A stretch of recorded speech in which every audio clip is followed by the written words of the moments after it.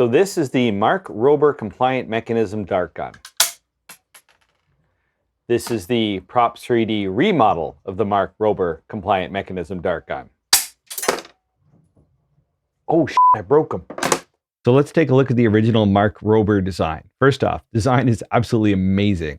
I love how there's 6 fins here, 6 fins here, and they basically counterbalance each other to create a perfect balance and a lot of potential energy to propel this dart.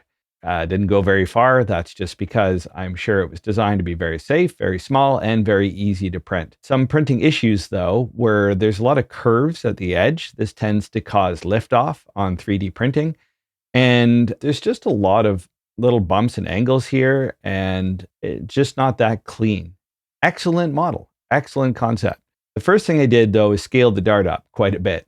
It's a tiny little dart. There's not a lot of potential energy to it, so I doubled its weight. And I also rounded the front just to make it a little safer. I don't need my kids putting their eye out with this thing.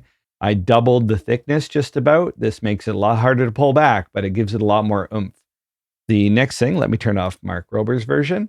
I cleaned up all the angles, removed any superfluous features, and just made it a lot cleaner.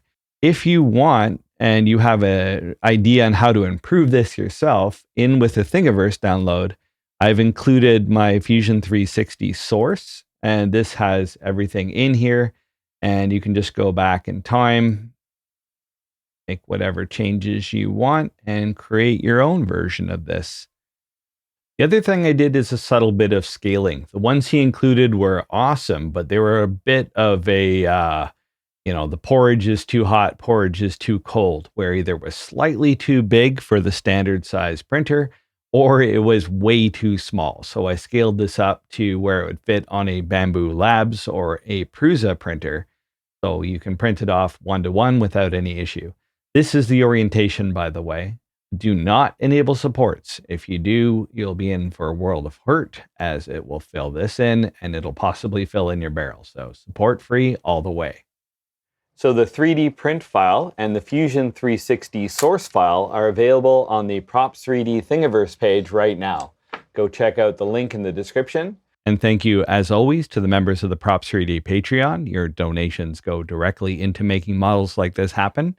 A big thank you to Matthew Klabish, our VIP Patreon, and the other Patreon members in the crawl that follows.